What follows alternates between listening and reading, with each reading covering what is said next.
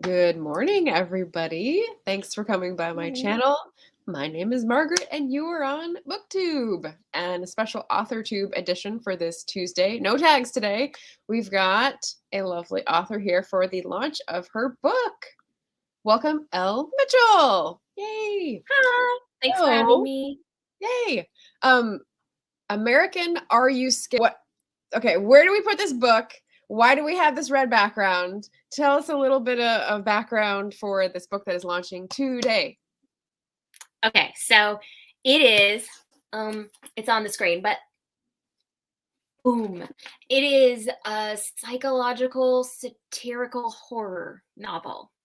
That's kind of the genre that it's firmly in satire and horror, but I think it definitely is very psychological because it comes from, I think, 14 points of view. Okay. There might be a 15. I don't remember. I've slept since then, and I'm working on a few other projects. Nice. Probably should have actually clocked that before we got on this interview, but you know. So if anyone is out there as an author wondering if they have too many points of view, no, you don't. Not if you make it work, you know, like, and I like to think that I did. I had some people. Yes, you will be able to get the workout with this one.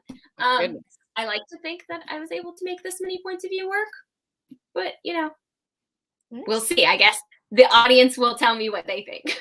Perfect. So for those of you who may have seen Elle before on this channel, it was related to Yellow Book of Flow. So a few months ago, we were together for our 4th year of the book festival. We are book friends and doing a lot of different ventures in the book arena. So this is the latest for Elle. And while I have been sitting here twiddling my thumbs, like agonizing over a manuscript for 2.5 years, tell us a little bit about how this one came out, how it wanted to, and sort of surprised you. What about that was a turn for you for your work?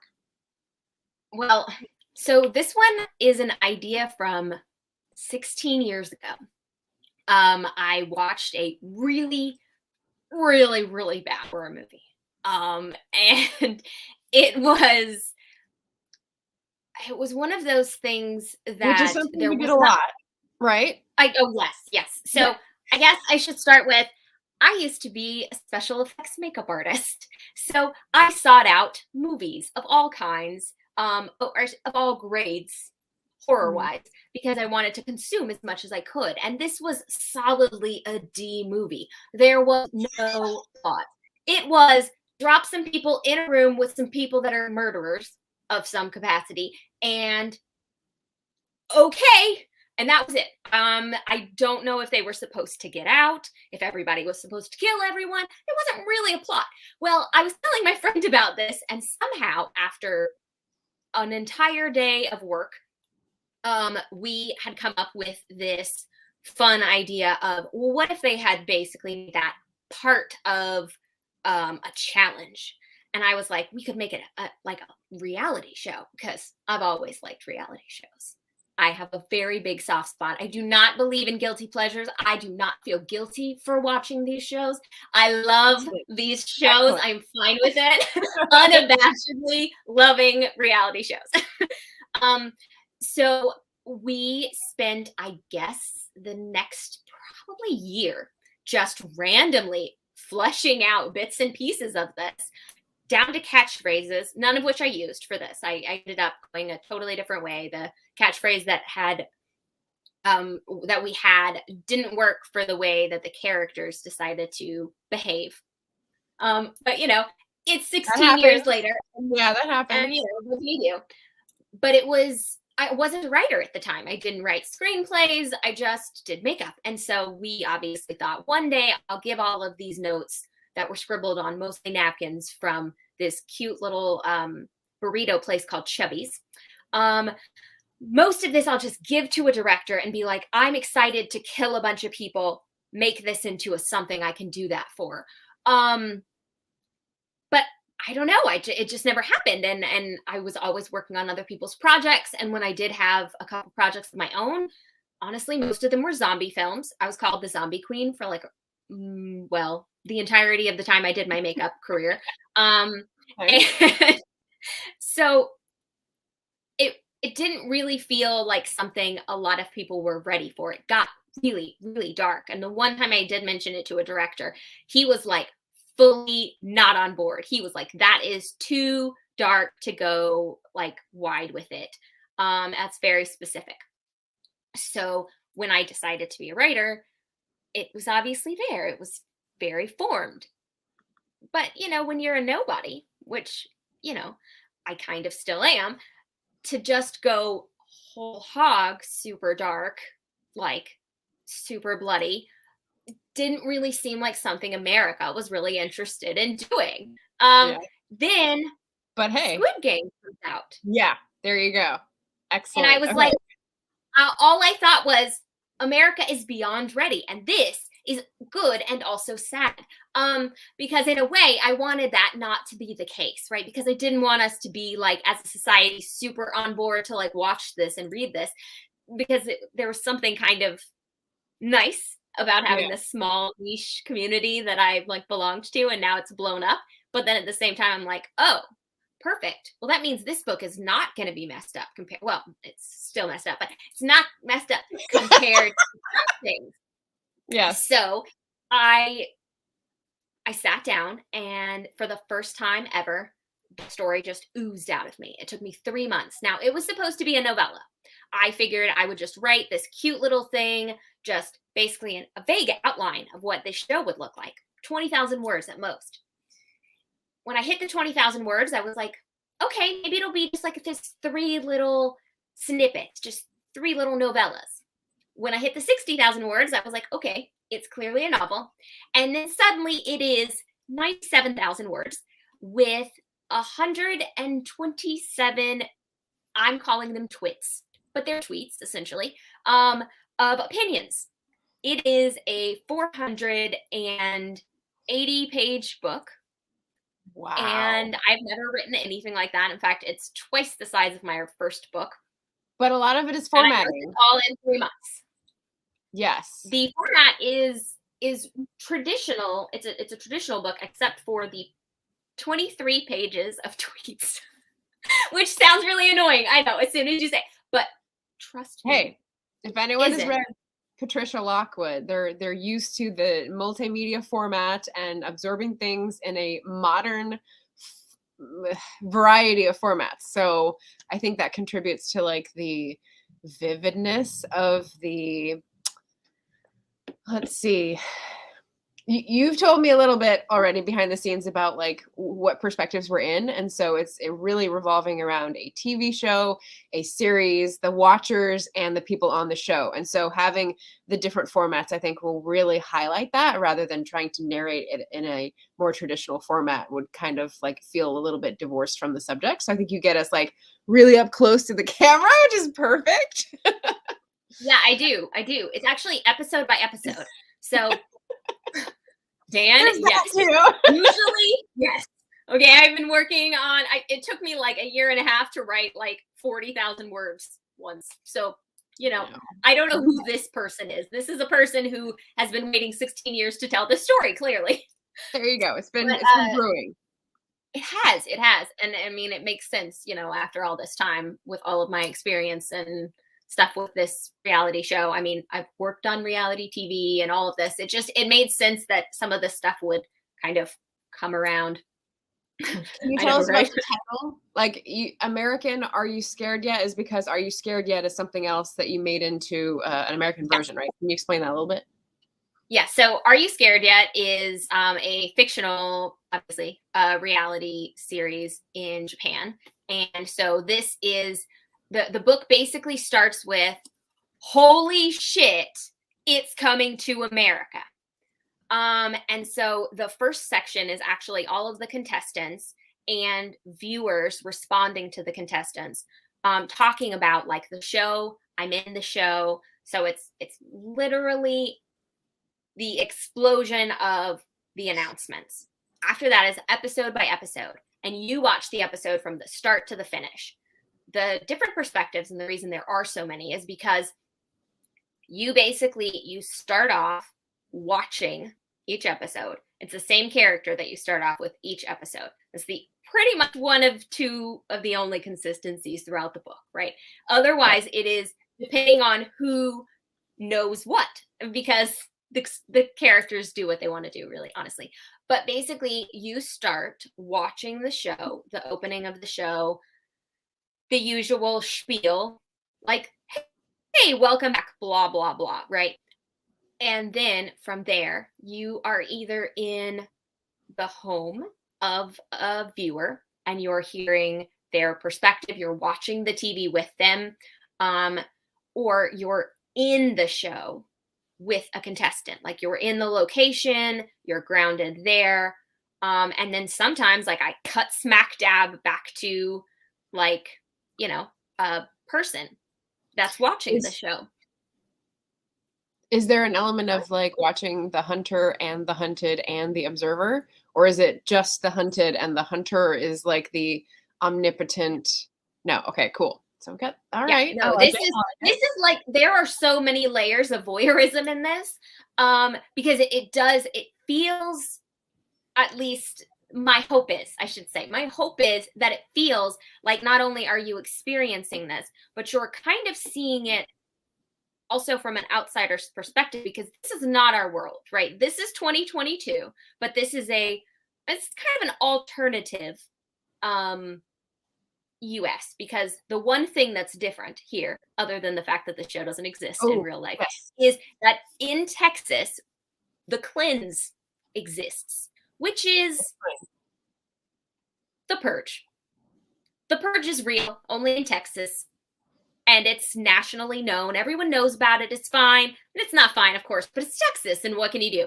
So that exists. And because that exists, obviously, United States is different, but it sets up kind of a scene of accepted violence in a way that we hopefully never get to.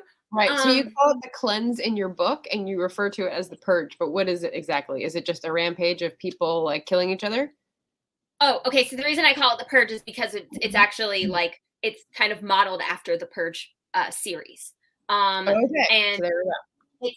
It's referenced that way because I don't talk about the Purge. It's their franchise, but I love the idea, and I so see that as something that could unfortunately happen. So the cleanse is not something I really discuss in the book, but it is just kind of a known fact that one day they just allow themselves to get rid of people by killing them if they feel so inclined.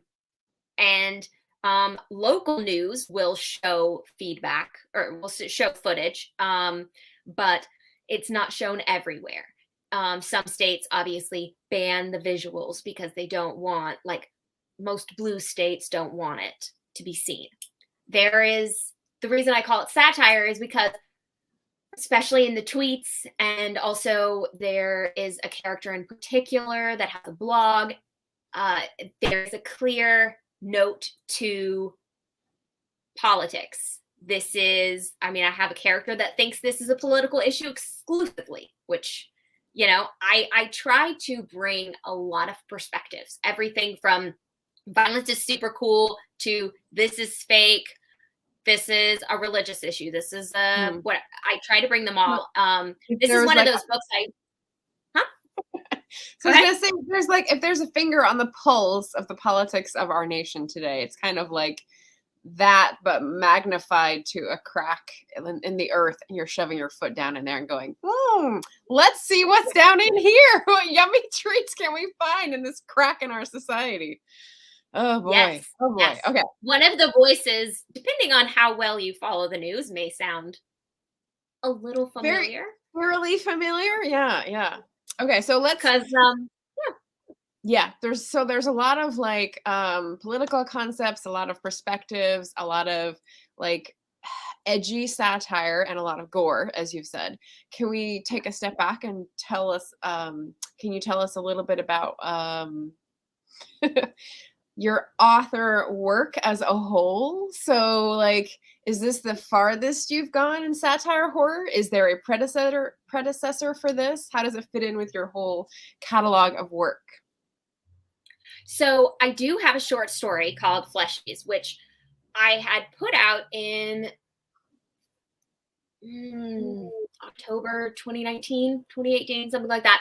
And I actually pulled it for a while because it was a really good companion with a novel that I'm writing Okay. next year, or later this year. It depends on how life happens.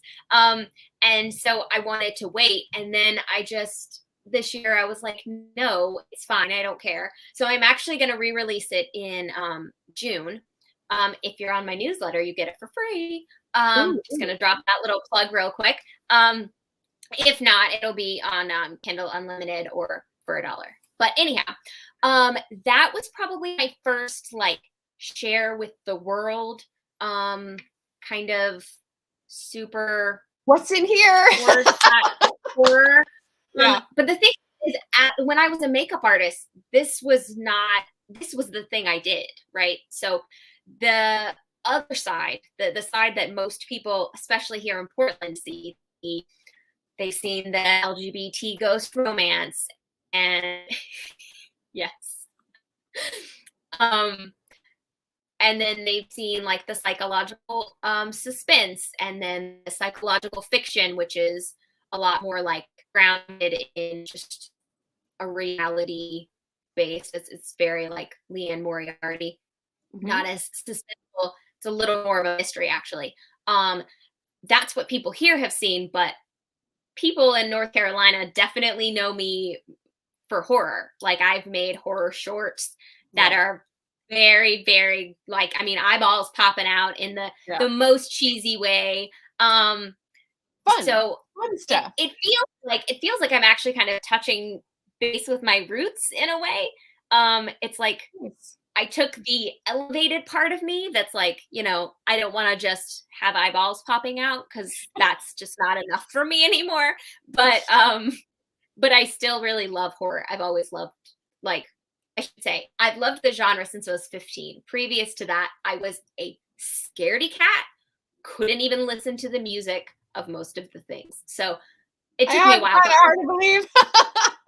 I know. I tried to watch Halloween, and I literally started crying at the music when I was 13 years old. 13 years old, guys. Yeah. And then 5 years later, I came up with the concept of this. So when you read this, remember that it only took 5 years from crying to this. So just full like circles there.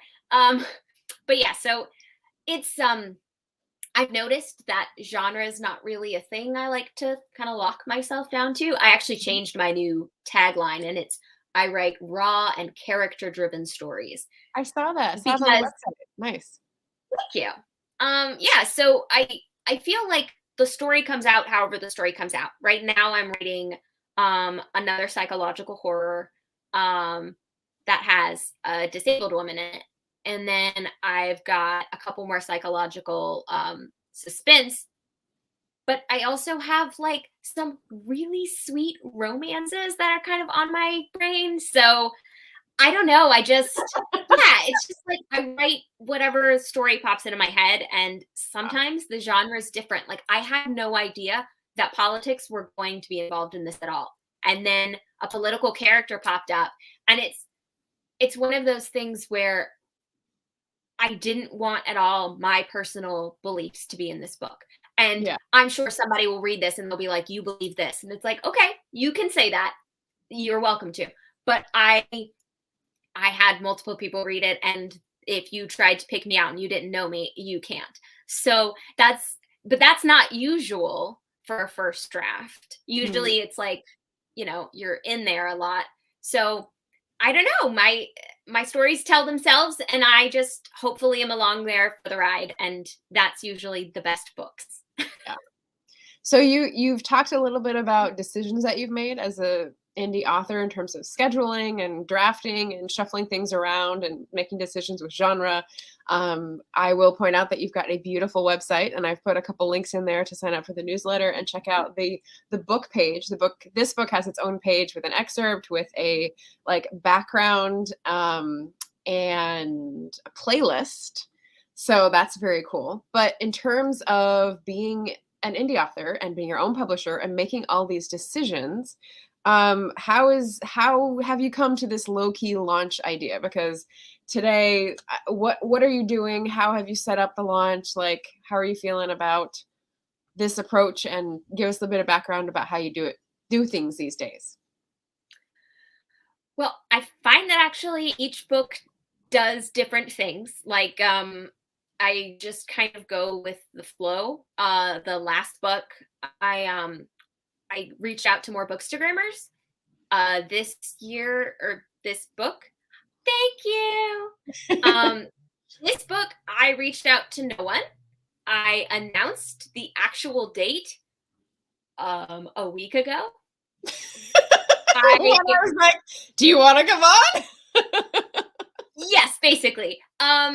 It was just, for me, this book, it felt like chaos, and in a really like beautiful way, like a tornado. Like, it's just the eye of the storm is the calm part. That was me. I was the eye of the storm writing this book, but everything was chaos. So the idea that it was like, okay, I'm just going to release the book, because the first episode is February 22nd.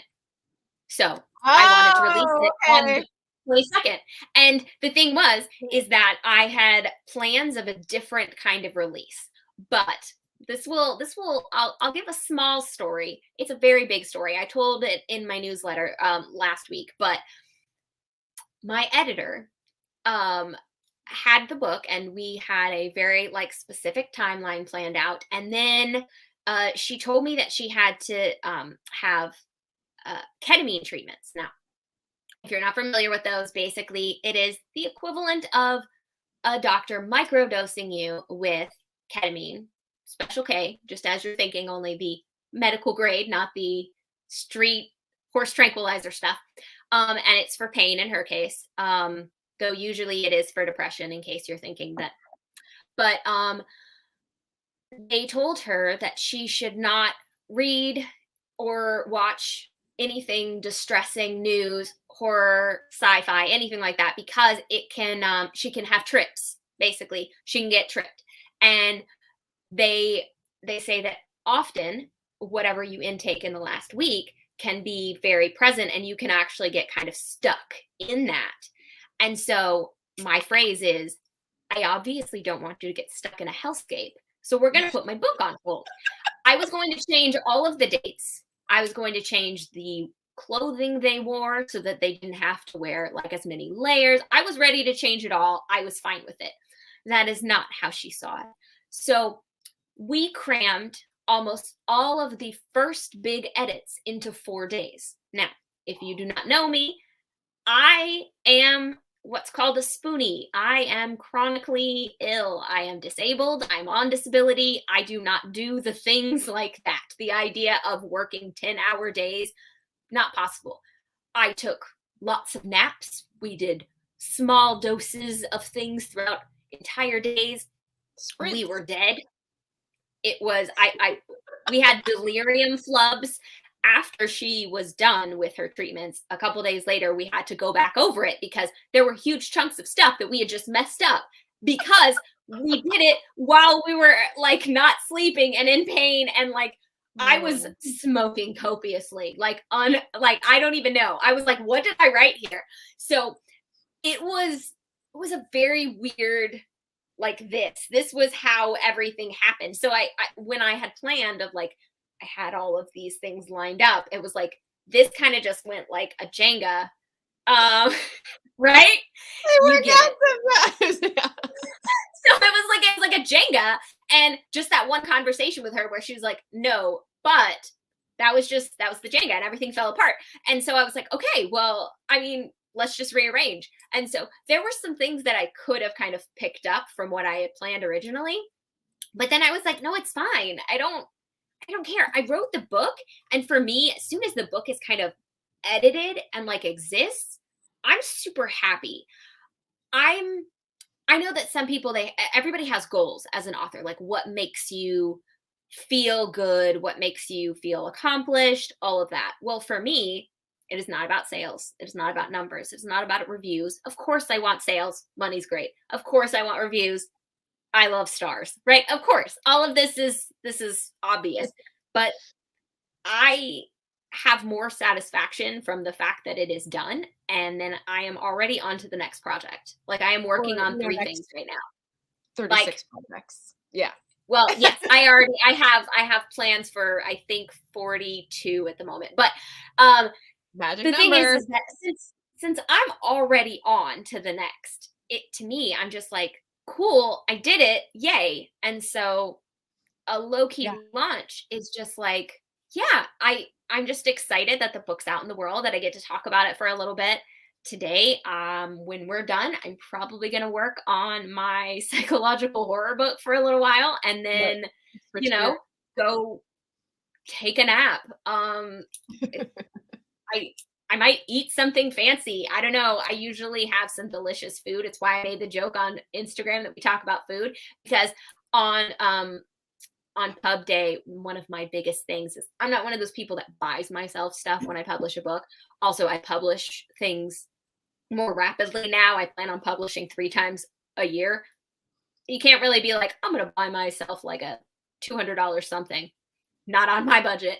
So I just want to buy myself like a delicious piece of pie, or like a really nice fancy meal that I don't want to make. So that might be what dinner is. I just haven't decided yet. I'm just like really just along for the ride this time. I'm normally a little more of a planner, but I don't know. It's all fine. I'm happy. It makes sense. Yeah. Today, so I'm #1 release on something. So who am I to complain, right? If anyone was wondering about points of view and how many you can have, that's out the window. And now we're, clearing barriers and breaking down stereotypes about what indie pubs have to be, because really it's all tailored together. If you set your goals one way, then your schedule changes, then your rewards change. And as you were just sort of detailing, like it can all fit together for you in a completely different way. So don't let anyone tell you that you can't do it your own way. Love it. Love it. Love it. Dan had mentioned he's honestly not one for horror, but since getting connected with authors here on YouTube, he's constantly reading them. Crazy. He's considering writing one himself. Yeah. So yeah, dip your toe. Hey, branching out, even if you end up hating it, there is something to be said about just sitting down and trying something new. Okay, so that was actually, Dan, you have thank you, Leo. Dan, you have a point. Like the publishing 3 times, it is important to say that my next one is a short story and then it's a novella. And the novella is like 30,000 words. So it is not this 96,000 or 97,000 word beast thing. But yes, that is why I love indie as well. But I don't think I'd be able to publish like 3 books a year. I don't do that. But I mean, in a perfect world, it would be a novel, a novella, and a short story a year. Because I tend to, whenever I need a palate cleanser, I write a short story, and I have so many ideas in my head that I could not turn them all into novels. Like it's legitimately not possible. I will be George R. Martin, sequestering myself away, worrying that I can't finish my life's work unless I never see anyone. And that does not sound like a fun way to live. So yeah, you want to be able to adapt to change as it comes. I agree. Yeah. Okay, so you've told us about, I'm just looking at my little cheat sheet here, the background for the premise, the title, the excerpt. We've seen that that's readily available on the Fantastic Book page. What about the playlist? Can you give us, you said it's a little different, the playlist one you stopped using, but what's your normal playlist activity and what's the one that we can see on your website? And I'll pop that up. Okay, so I, at the beginning of a book, once I've planned it. Now, plan for me, I am anywhere from a 2-paragraph to an actual outliner. Usually an outline goes out the window pretty quickly, so I do not do detailed outlines. The most I usually do is like, if you're familiar with Scrivener, I basically write like 1 to 2 sentences about like the movement of a thing. Like a chapter, this chapter will have a character dies. There you go. And that's what I've got for you. That's my usual outline, right? I don't do a lot. But while I'm doing that, I'm starting to get kind of a feel of the mood of the book. Because the mood of the book, what I think it is versus what it is does not always match. So as I'm getting that feeling, I go through music I already have. Not the music that I sing loudly to in the car when I'm feeling my feelings, because that will get me distracted. But the music that I've downloaded or saved or whatever that is just really pretty and I specifically do not know the words to. Fair. And I go through and I listen to snippets of those and see what matches the mood. And I start creating a playlist. Often I do not have anything on my list because I have slowly but surely learned all the words. And so I go and I find one song that I know the words to, but is the right mood. And I spend 3 to 9 hours on YouTube just scrolling and listening and learning new bands. And I do love supporting a new band that's like small. They have like 20 subscribers. And I'm like, I just have to get everything. And I'm like sharing their stuff and it's just great. And so that's how I will do it. note that the playlist that's on. I will note that the playlist that's on this page is a YouTube playlist, not a Spotify playlist. And Joe from Go Indie Now, who just made a comment, just had a lengthy discussion of Spotify and the acquiring of the audiobooks and all that kind of stuff. I was on that panel on Sunday. It was a really interesting discussion, but Spotify is occupying an interesting place. But you've got the YouTube playlist and you're supporting indie bands, which is awesome. I think JD and Joe will both love that. So very cool. Yeah, I'll have to watch that thing on Spotify though, because I usually put it up on Spotify after I make it on YouTube. This one's not on Spotify yet. But so yeah, I'll send me the link. I'd love to check that one out. But this one, it was almost like there was a certain point where I started to learn the lyrics, which was always a problem. And I have to usually remove those songs. They stay on the playlist that I let people see because they were part of the process. So I usually leave them. But in this case, I recognized that I was typing quicker than I ever have before. I actually started for the first time ever keeping track of like my words per minute. Who knows why I was doing that, but I was just curious. And I mean, it was like a full 10 words per minute faster than I had written in the music in years. No, when I just in general this book, which is why as soon as I would turn on the playlist, it would like decrease like quickly. It was almost like the music was tripping me up because I would start singing with it, or I would start like, I would take a pause and I would like jam out for a minute, which is not my usual thing. So I'm like, okay, so let's find something else. And so one day I hit pause and I had YouTube open and I was ready to go look for something, but then something sparked and I was like, oh, I just should write this one thing down. And suddenly I'm just like writing. And like 2 hours later, I'm tired and I go take a break and I realize that even though I have tinnitus and being in silence is usually just so bad, it's just ringing for days. For some reason, it wasn't a problem. So I'm like, okay, well, let's just, we'll look for the playlist tomorrow. It was a fluke. It happens again in the morning. I wake up, I come and I just sit down in front of my laptop and I just start writing and I didn't even think about putting on music and it just kept happening. And so suddenly I think one time I remembered to put on Rain because the cats were being kind of loud, but otherwise it was like just me living in that, because I felt like my breathing was actually getting a little heavy at some moments with them when they were like running or whatever. And I was just like super in it. And so, yeah, the music just kind of went out the window. Would you recommend reading it in complete silence as well? Or is that going to be too creepy to be born? I don't see. The thing is I don't know if the book is going to be creepy at all of the moments. I think it depends on what your definition of creepy is, right? Because if your definition of creepy is dilapidated houses with jump scares, you will not find that in this. If your definition of creepy is at any moment something horrible can happen, it's super pitch black outside.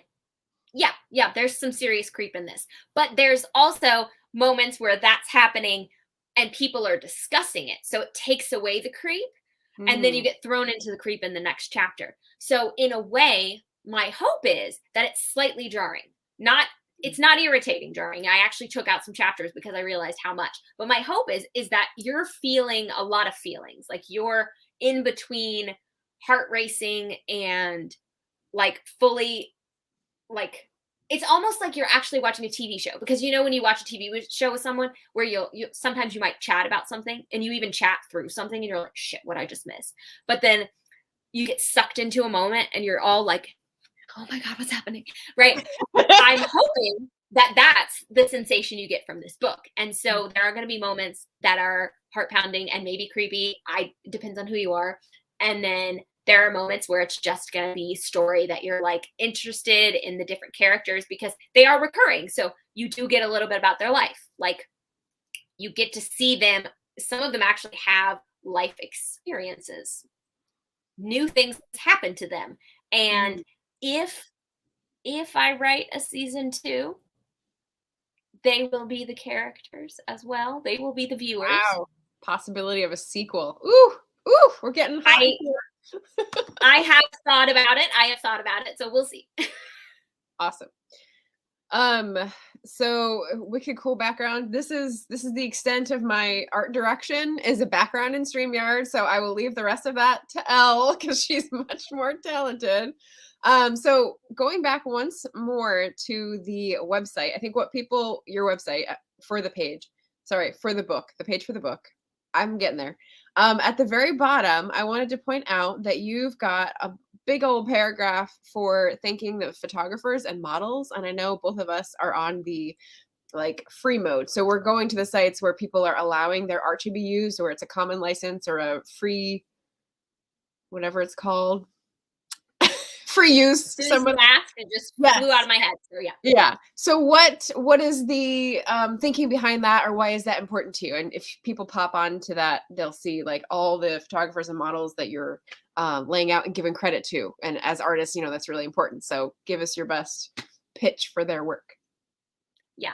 And just in case you're just joining us, why there's so many pictures and such, because in the book there are these. Yes. Oh, wait. Doodads. There we go. All right, formatting.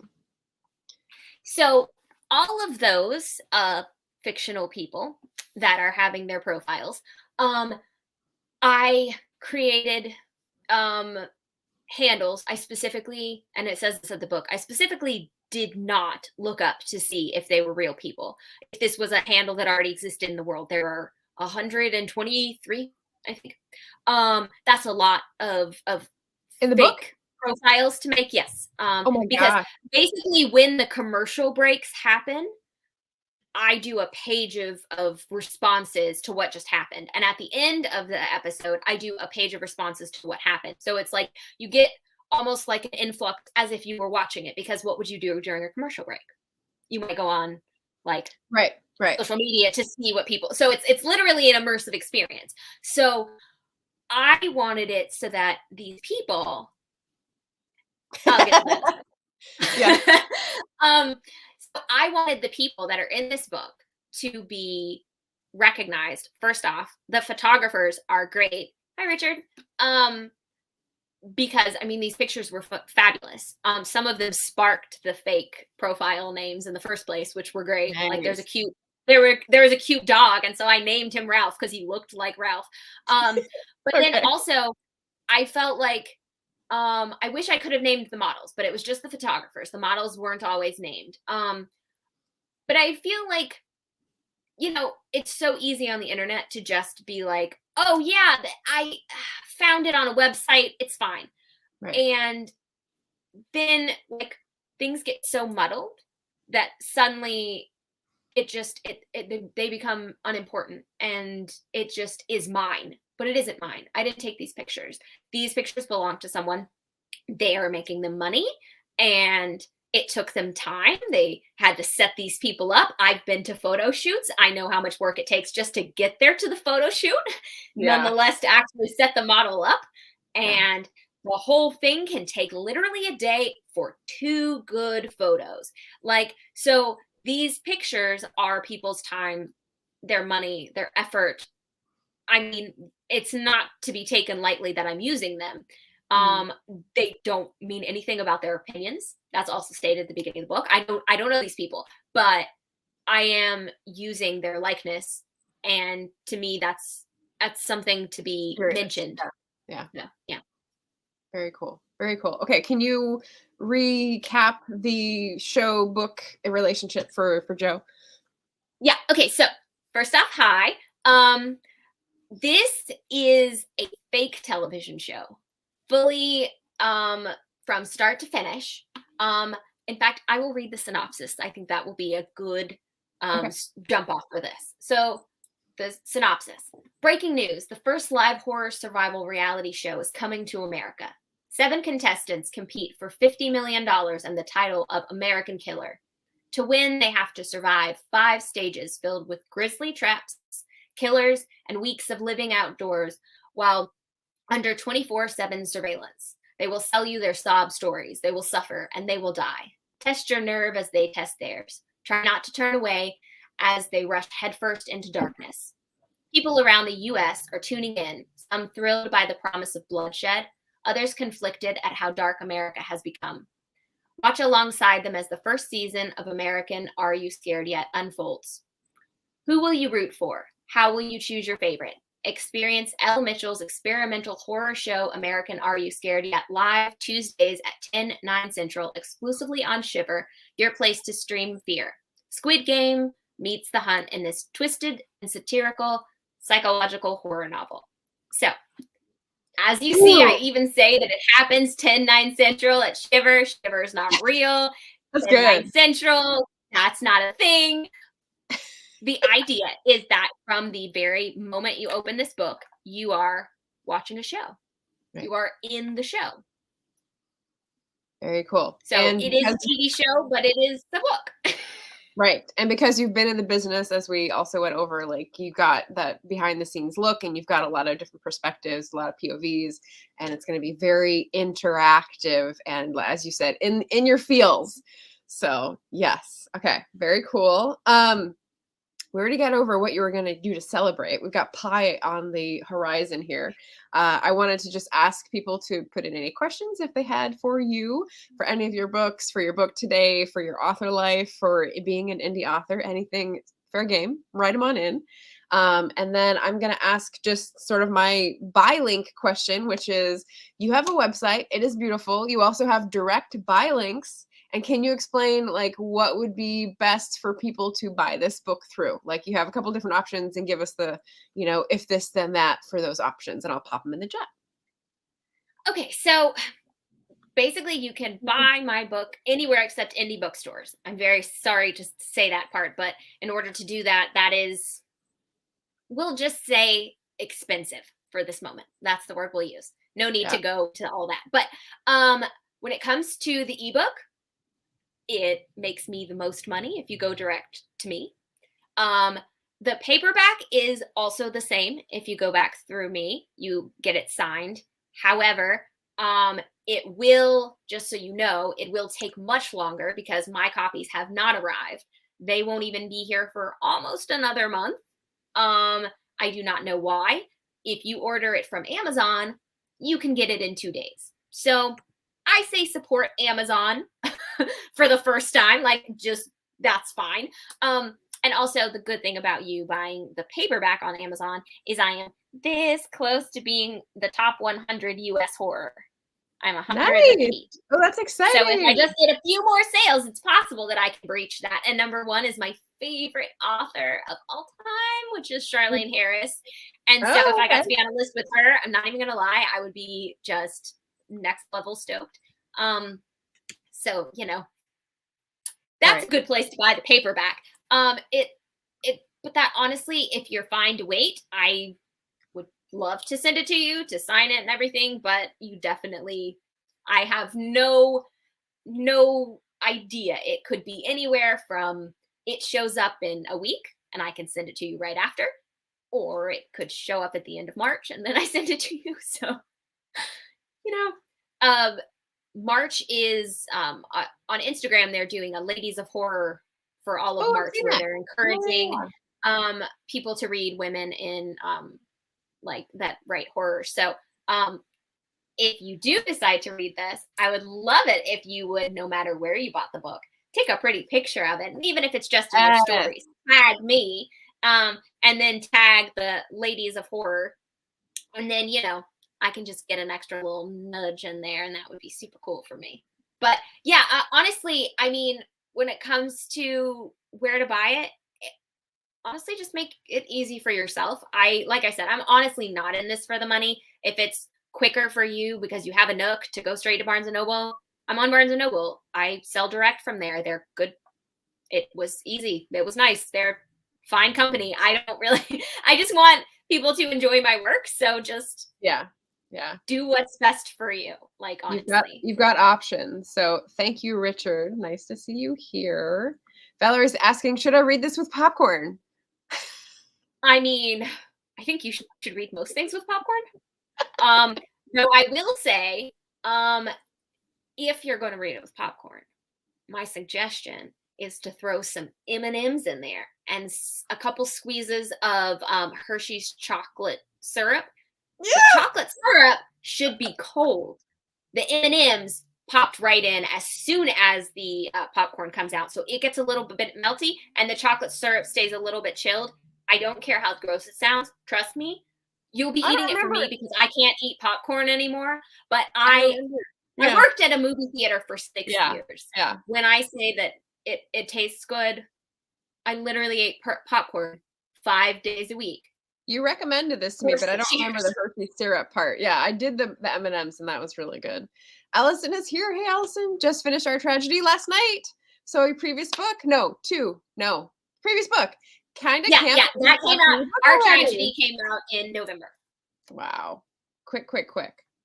Also, thank you for reading it. That's very nice. So we've got links for the autographed paperback copies. Barrett saying we're team Amazon in this one instance to get you in the top 100 horror. I love it. Yep. We've got direct ebook or Amazon to get her into top 100 horror. So click on that if you are able. So exciting. We got people just being excited for you, which is nice. And I totally understand, by the way, the paperback is fairly expensive. I wish that it wasn't $20. But the paper costs pages. Yeah. It's 400 and Amazon had to add some, like, it's 484 pages on Amazon. So, you know, it's like when you go and you buy one of those massive anthologies that has like 10 people and you're like, oh, I guess I'm giving this to a person after I read it because otherwise what is going to happen to this book? Right. Unfortunately, it's one of those sizes. So, you know, I definitely support you reading it, giving it to people, donating it to a library. I do not expect you to keep it for forever. Just share the love. I'm good with that. Yeah. I think we've got some like gloss matte rivalry going on here. Joe is saying supply chain issues with the options. For sure. He said paper is still one of those commodities being held hostage. Is it gloss or matte? I think it's matte, right? It is matte. All of my books are matte. It's a design choice, specific. It's a design choice. I design all of my own covers, and I don't know. I love the feel of it. I'm not gonna lie. It's mostly so that when I get my book, I can do this. Yep, important. That's why. And it leaves a few less fingerprints, but not by a lot. Maybe by like 2. So, Valerie, that is true. That is so true. Yeah. Awesome. All right. Well, time for any final questions. I've put the buy links up. We're all excited about the book coming out today. We know you're going to be rewarding yourself with pie. Do you have a pie purveyor in the Portland, Vancouver area at the moment? Because I remember we used to have that New Zealand one and they're out of business for the past 2 years. So I don't have a current pie place. Do you have one in mind? Okay. No. Anyone has any recommendations? Yeah, I'm totally down for recommendations. No, I was actually thinking I would probably pretty trot on down to Loretta Jean's again. We just had some for Wes's birthday. My husband's name was Wes, and his birthday is on Valentine's Day, so we just had Loretta Jean's, but, you know, Allison. Yes, Matt. I think that's shoving that in Richard's face. This is fine. Oh, Valerie has a pie recommendation, maybe besides. Of course she does. She's my pie person. We're pie people, honestly. And that's the thing is I used to be very much a cupcake and a cake person. But I've just found the beauty of a really good pie. Wes made these really delicious little cheesecake muffin things with like Ooh. blueberries in them. Delightful. So I think I'm gonna have those throughout the whole day and then have that. And so like my stomach's gonna be a wreck. I'm gonna feel horrible tomorrow and it's gonna be worth it. Intentional choices, yes, in all things, right? Exactly. Oh, yeah. Valerie says, or her house. Pie lady. I mean, lady. if you have pie at your house, consider me there in 35 minutes. Awesome. Yay. All right. Well, we're almost to our hour, so I'll just take us out with giving you the opportunity to say whatever you'd like about where people should find you, reminding them where you are on the internets and the interwebs and where you'd love them to follow you. And that'll be our show today. So go ahead. I'll put you up in the limelight. Oh, my room got really bright. I'm all washed out. Sorry, guys. Goodness gracious. He is incredible. I mean, it took a while though, guys. We just hit our 10-year dating anniversary, and we're a couple weeks away from our 7-year. No, God, I'm bad with math. 8-year wedding anniversary. So you know, it took a while, but shh, don't tell him. He's literally watching this right now. So hi, honey.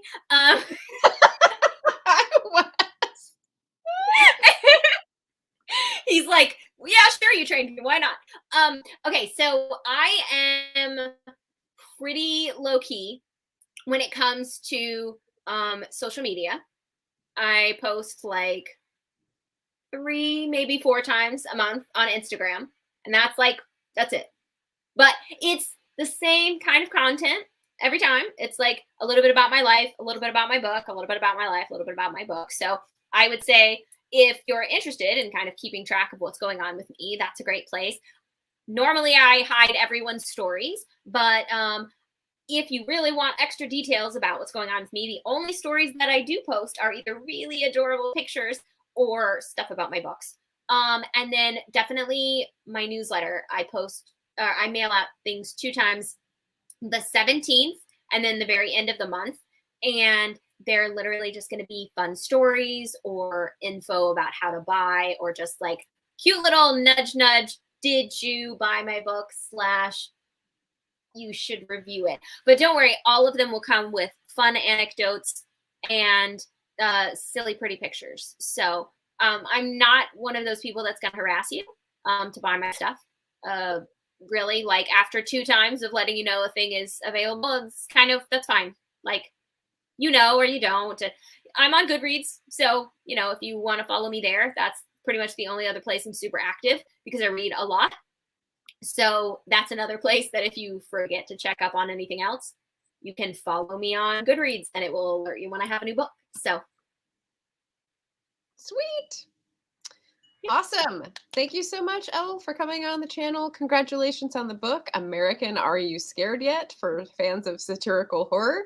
And have a lovely rest of your day, everyone watching. Thanks for coming by. Hope you enjoy reading this book when you pick it up, when you get it on your doorstep or on your Kindle. And we'll talk to you again soon. Thanks, everybody. Thanks for having me.